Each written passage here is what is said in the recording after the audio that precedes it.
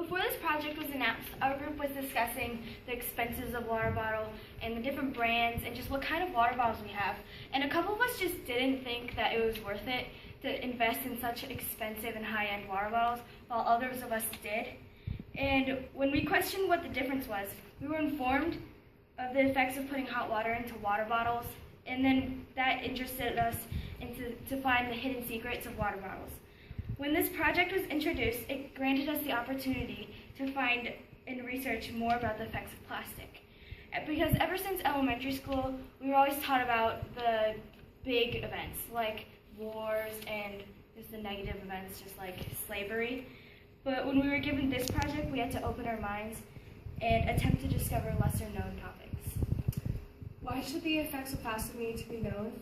We tend to be oblivious to plastic's influence on our everyday lives, and when we're using them, are unaware and uneducated about the effects. The other solutions that are presented are usually ignored or highlighted by their popularity, when in reality, they're still not informing people why they're paying so much for the water bottle. It is important to become more knowledgeable and be able to create solutions and alternatives to limit the use of plastic. We are all very accustomed to plastic and how much of an influence it has on our everyday lives. Plastic is versatile, lightweight, and fairly inexpensive. Although what we might not be aware of is that plastic is durable and very slow to degrade in the recycling and waste process. Even though we have set up organizations and procedures for recycling plastic, there is still a large percentage that goes to waste. Because of its durability, a lot of waste is discarded in oceans, taking a harsh toll on marine life. Their everyday consumption and diet is affected dramatically by non-degradable plastic.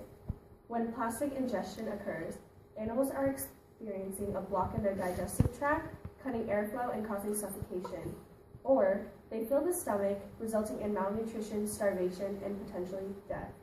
The accumulation of debris often gives a false sense of fullness, causing the animals to stop eating and slowly starve to death. Not only is marine life getting affected, but entire ecosystems, coral reefs, and our beaches. This slow and damaging process ultimately makes plastic trash the staying power. The maintenance and cleanup of plastic is an accumulating cost that is becoming detrimental to our economy.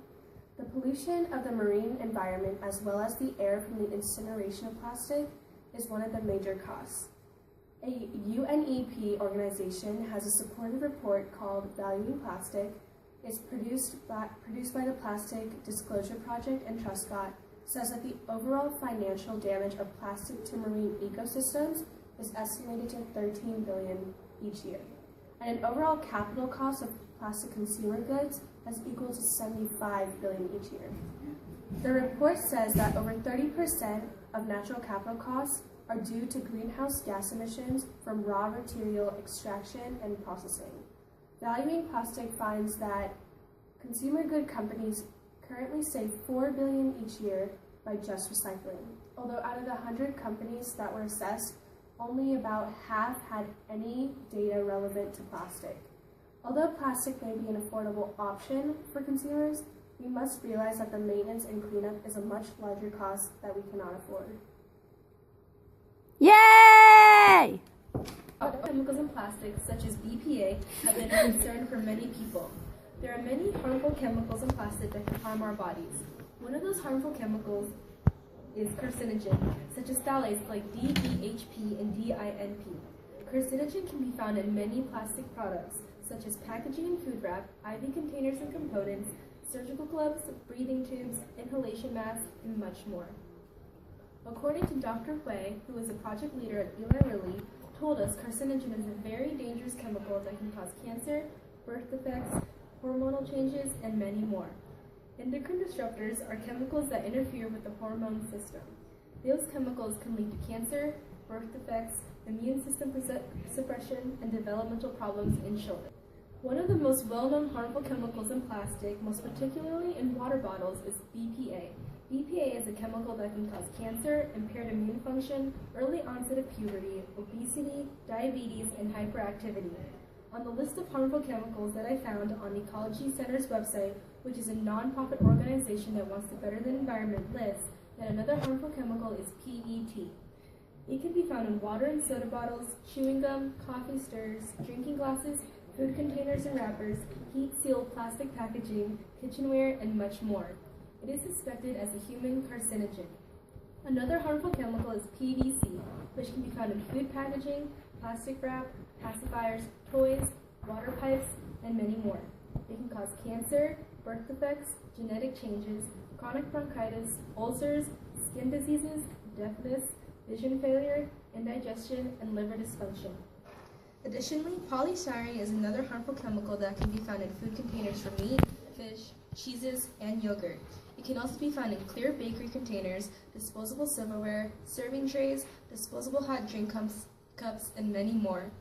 This chemical can irritate eyes, nose, and throat and cause dizziness and unconsciousness. It migrates into food and stores in fat.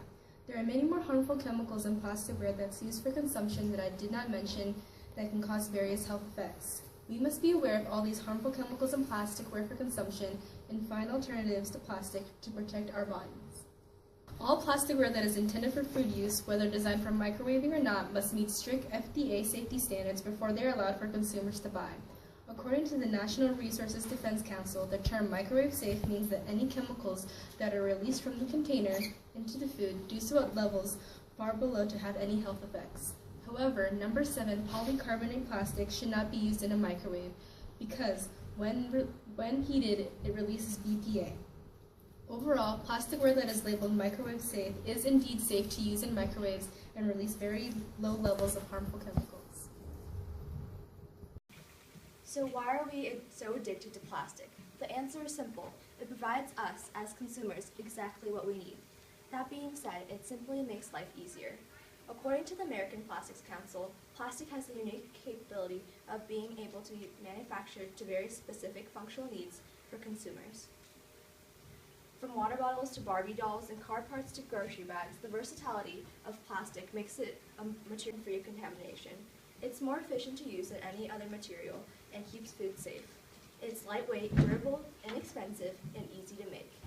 Its inexpensive quality allows for it to be mass-produced, helping simplify everyday tasks for more people. Overall, plastics just make life easier, which is something that everyone wishes for. While not as easy as pressing an easy button, the versatility and safety, along with other factors, makes plastic an important role in our everyday lives.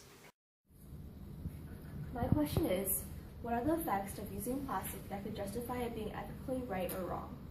Bisphenol A, or BPA, is used in the production of plastic.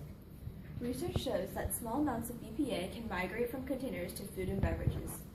Animal studies have shown that BPA can cause multiple disorders, including diabetes and cardiovascular disease. However, the FDA and EFSA, European Food Safety Agency, state that the amount of BPA humans consume is not enough to cause any real harm, although they recommend staying away from putting liquids in hot containers and discarding plastic bottles with scratches to limit the amount of BPA. Since BPA is considered harmful to animals, environmental problems caused by using plastic has devastating effects on marine life. Large garbage patches in the ocean lead to suffocation, starvation, and health problems, including reproductive disorders caused by BPA exposure. The fact that we are harming marine life and polluting water sources around the world does not benefit anybody. It may be easy to just toss all the plastic we use into a trash can and not worry about anything else, but in reality, we are putting the lives of many animals and people in danger, which is not ethically correct. However, a way to begin solving this problem is recycling. Recycling codes allow the consumer to know what the items they're using are made of. Recycling number 1 includes products such as water and soda bottles and is recyclable and usually clear. Number 2 is considered safe to use and includes shampoo and juice bottles. Number 3 is made of vinyl and includes items such as food wrap and can cause multiple health problems if heated. Number 4 is considered safe and includes shopping bags and clothing. Number 5 is also considered safe and is bad for the environment, but contains items such as yogurt and ketchup containers. Number 6 is bad for the environment as it is not recyclable and includes items such as styrofoam. There is also a 7th recycling number that is not included here and includes miscellaneous items such as gallon water bottles. These help let the consumer know if what they are using is recyclable or safe. All in all, plastic is not very harmful to humans. Although extra precautions can be taken, such as using recycling codes to avoid any exposure from bad chemicals such as BPA. But at the same time, it's ethically wrong in the way that it harms marine life and the environment. So my question is, to what extent is plasticware for consumption the best option for consumers? Now I know there's a bunch of different options that you could choose, but I'm just going to focus in on glass and stainless steel compared to plastic. So first, I'm going to talk about plastic. It's very light and durable. It's also very inexpensive. However, it's made from a lot of bad oils, and it's low in recyclability. It sometimes leaches in chemicals, and it also has a plastic taste. Next, I'm going to talk about stainless steel. So stainless steel is very durable, just like plastic. However, unlike plastic, it's 100% recyclable. And it also holds warm and cold liquids very well, and it also has little to no odor. However, it's very energy intensive in creating these things, and it's also not microwavable. Next, I'm going to talk about glass. So glass is it's made from a bunch of different natural resources, so that's very good. It holds the taste of a substance better than any other material. It's very low in energy to make compared to plastic or stainless steel. It holds warm liquids and cold liquids proficiently. It has no taste and odor, however, it's very breakable and heavy. Now I'm going to talk about the great debate of plastic versus glass. So I read this article in the Washington Post named "Why Glass Jars Aren't Necessarily Better for the Environment Than Plastic Ones," written by Brian Palmer. Brian Palmer is a regular environmental columnist for the Slate magazine, the Washington Post, and the New York Times.